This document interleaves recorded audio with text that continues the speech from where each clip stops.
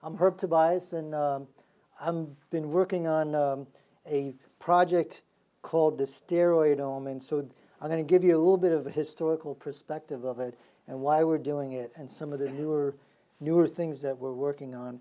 And I think we got the first grant from the PCC, actually. Okay, so why do we want to look at steroids? Well, anabolic androgenic steroids, or AAS, are used in sport a lot, and usually testosterone is one of the most popular ones, but also modified analogs. And so these steroids can be taken orally, where you have to modify them so they can be absorbed in the body. They can be used transdermally, where you need to use a gel or a patch, or direct injection or a shot. Back in 1974, the IOC first banned synthetic steroid use, and that's when they started becoming well known that they're being used. A prime example is East German Olympic team that everyone knows about.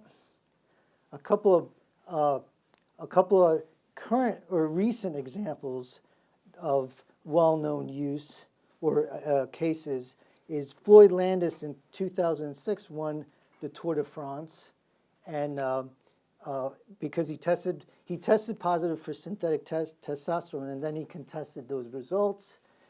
He lost twice in the court of arbitration for sport, and but then a few years later, he admitted that he used synthetic testosterone. And then the other prime example is Lance Armstrong, who won the Tour de France 7 times, but then in 2012 he was stripped of those medals because over 20 people under testimony revealed that he was actually doping. So here is testosterone. Testosterone is the principal steroid that's abused. For example, here is the here's the basic structure of a steroid with the 4 rings. This is the numbering. This is the numbering format, and this is the structure of testosterone. So back in 1983, Donaghy et al. Came up with the first procedure to look for detection of testosterone use. And this is based upon a T to E ratio that's measured in urine, and that's the concentration ratio of testosterone to epitestosterone. Epitestosterone is an epimer of testosterone, or stereoisomer, and it has no known function in the body. The natural TE ratio is dependent upon the genetic makeup of individuals, and the distribution of this ratio is bimodal. There's a little bit in a population of people that there's a little peak at 0.1, but it's mostly 1. In sport doping control, a positive for testosterone use is if the T to E ratio is greater than 4, and that's based upon the fact that if one's using testosterone, there's going to be more testosterone than epitestosterone, although some athletes can use epitestosterone along with testosterone to beat that test. Nonetheless, alternatively, the gold standard method for synthetic testosterone detection is the carbon isotope ratio test, or the carbon 13 to carbon 12 ratio. The T to E ratio greater than 4 triggers this carbon isotope ratio test. That's the way it's currently done. So why do we do the carbon isotope ratio test? The way they synthesize steroids is the key to why this test is done.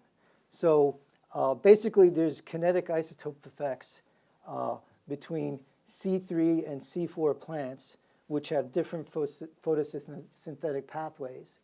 C3 plants, such as wheat, have a large discrimination against carbon-13, so they have a relatively lower carbon-13 composition. And C4 plants, such as corn, have little discrimination and therefore have higher carbon-13 composition.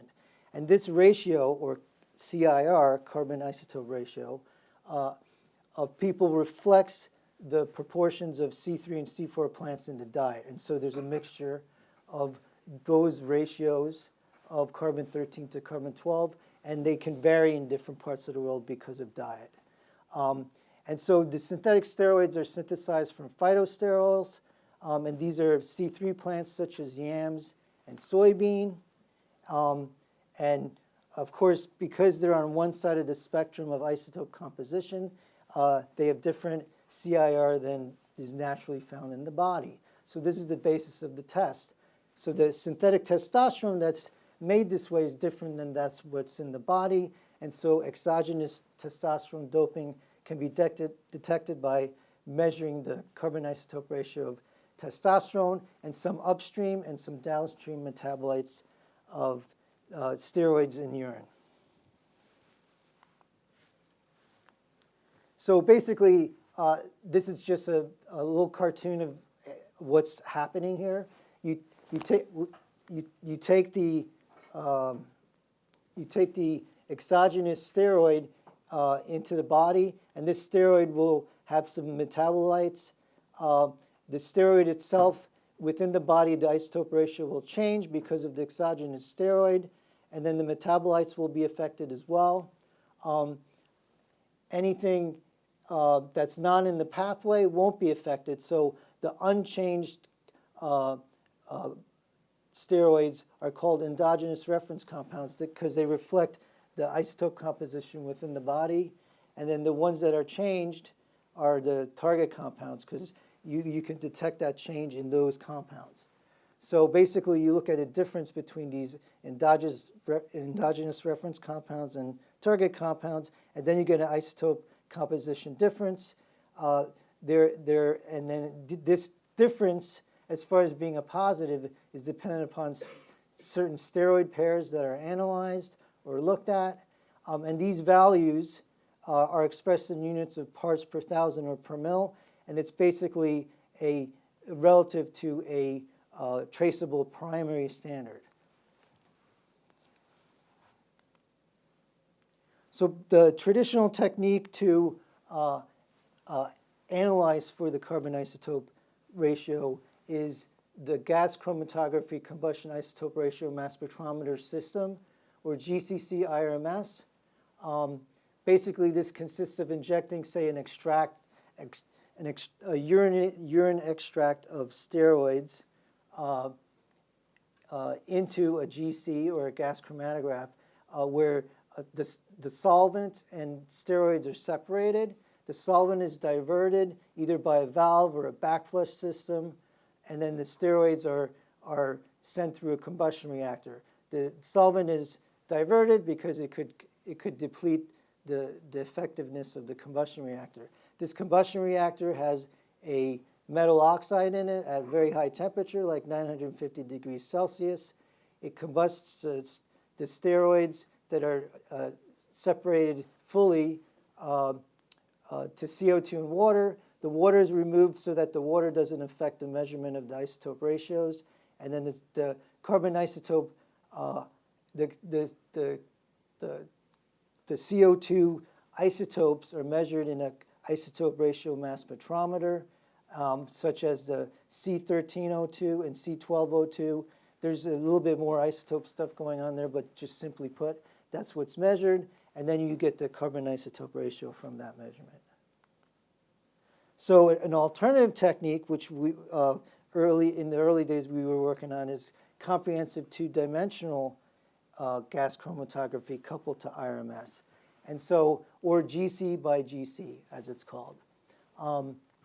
So this promises greater chromatographic peak number capacity and increased sensitivity.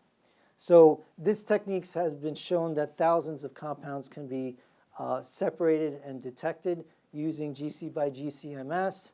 But this would be much less with IRMS because you need complete separation. With methods such as molecular MS, you can deconvolute and look at specific massive charge ions. So it's a bit easier with just molecular MS.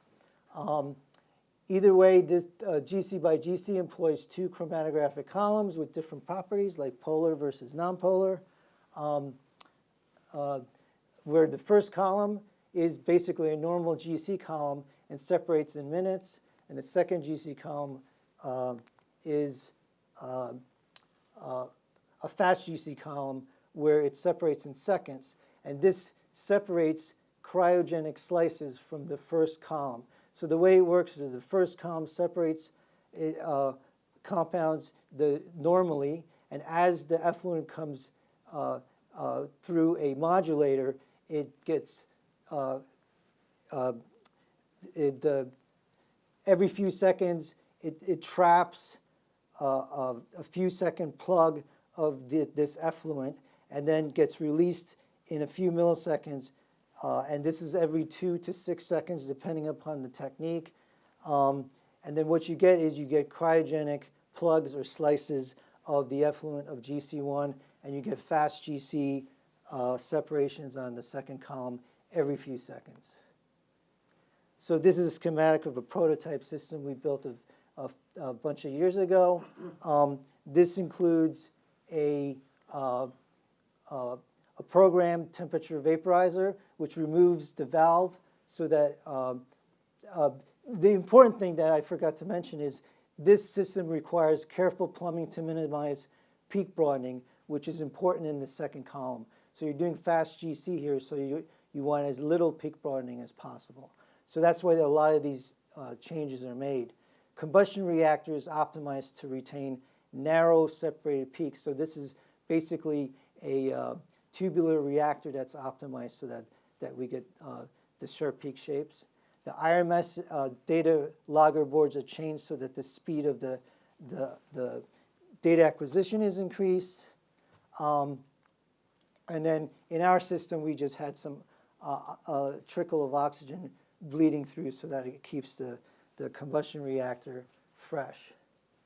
This is an example of a two-dimensional chromatogram. It's a 3D chromatogram of steroids extracted from urine. So this is actually through an IRMS. So GC by GC combustion IRMS. There's a large dynamic range of components as can be seen in this three-dimensional chromatogram. This dimension is the first dimension, it's in minutes, and this is the second dimension, it's in seconds. Seconds. And so these are basically smoothed in software.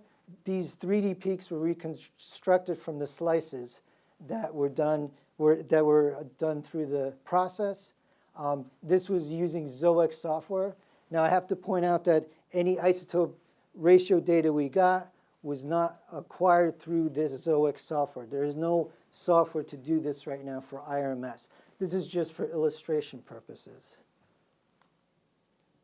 So this is just an example of what can be done potentially with GC by GC IRMS of steroids. On the bottom here is shown a non-modulated chromatogram of a couple of steroids, in this case etiocalanolone and androsterone that are acetated. And this is just doing GCC IRMS. On the top is shown a modulated chromatogram where we're doing GC by GCC IRMS. And you can see that these are these peak slices. And then here's pointed out which slice is associated with which steroid. And then here is shown a small contaminant that can be separated in the second dimension from this compound. That just shows a simple separation within a GCGC IRMS chromatogram. Also, there's an increase in signal to noise, as can be seen from this lump over here to these slices. So there's an increase in signal to noise and therefore a lower detection limit and hopefully lower quantification as well. And this is important for lower concentration compounds like testosterone and others that are of interest in doping control. So next is one of the big key issues in IRMS is the combustion reactor, or any reactor online for other isotope measurements too, like nitrogen, etc. So in this case, traditionally a tubular reactor is used, and usually the tubular reactor will be sealed with fittings on either end, and then there'll be a wire that's oxidized, and therefore you'll have a metal oxide within the ceramic tube. And this is usually like copper, nickel, and platinum wires braided together and then oxidized. The issues with that is you get a lot of leaks at the ends because you got to make these seals at the ends of the ceramic tube. And then there's a dimension change in the flow path, and it functions fine for normal GC. But if you want to go towards the fast GC type applications and GCGC, then it's not good. Another approach is just putting a fused silica capillary through a ceramic tube and holding it at either end, and have your metal oxide within the ceramic, within the fused silica capillary. And then when you heat it up, the polyamide burns off the outside of the capillary, and then you have your reactor. But it's very fragile. Even just the ceramic one, if you use just a ceramic tube, there's problems with leaks on the ends, and the ceramic tube itself is fragile as well. So that's some of the issues with using these tubular reactors: fragility, leaks, etc. So we went to an approach where we tried to do a microfabricated microreactor, where we were doing wet etching lithography of fused silica wafers. And basically we would use lithography to put a pattern on wafers, which would be etched into half circular channels, sandwich two identical wafers, and then create circular channels with inputs and outputs. These inputs and outputs,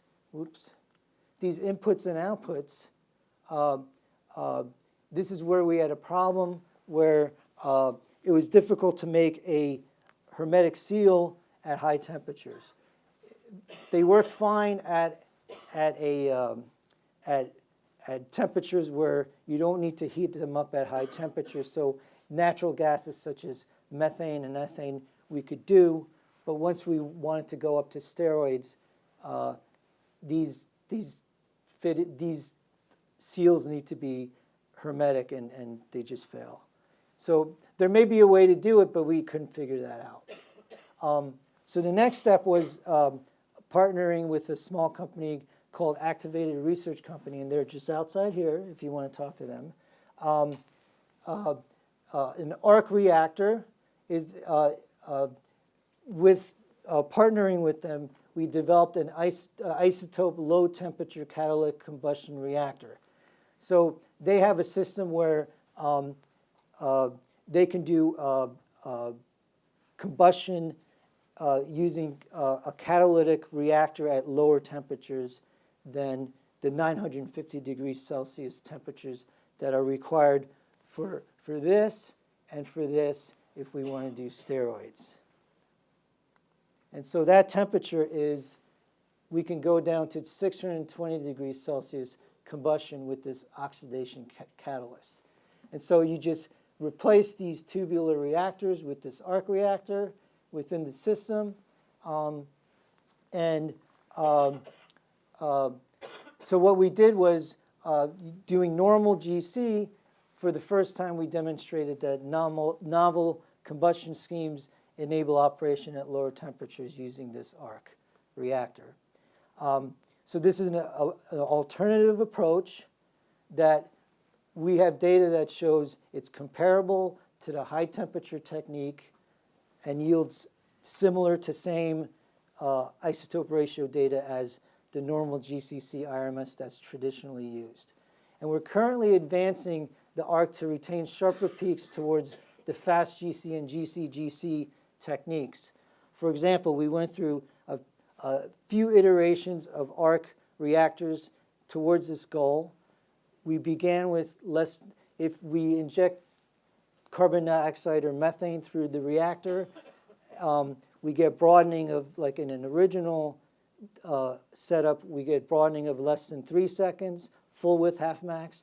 Then we went down to less than 900 milliseconds, and now we're down to less than 600 milliseconds. So basically, in conclusion, this steroid OM project, our goal is to improve the efficiency and sensitivity of steroid detection in urine, trying to advance fast chromatography, GCGC coupled with IRMS, and the important part of doing this is the novel combustion configurations and technologies. Also, I have to point out that the GCGC is key for targeted analysis, but also untargeted isotope analysis of steroids, because you're going to have a two-dimensional chromatogram there where even if you didn't target something, you'll have data for those unknowns that you may want to look at, or compounds you do know that you didn't plan on looking at. Also, during this time, we also developed and distributed a bunch of steroid isotopic standards to help harmonize the data that comes out of the WADA labs. Also, I would like to acknowledge Tom Brenna, who I've been working on this project with since the beginning. Previously, we were at Cornell University, now we're at University of Texas. Ying Zhang was the main graduate student and then postdoc on the project. She's now assistant president at Schematk. Larry Bowers, of course. Everyone thanks Larry. Andrew Jones and Charlie at Activated Research Company. And now Andrew is more involved. Gavin Sachs, back in the early days, he helped us a little bit with analyzing the GCGC data. Richard Aukus in the beginning, supplying some urine samples for us. And of course, USADA and PCC for funding. And these are just an appendix of all the sorts of publications we put out there during this project time. Thank you.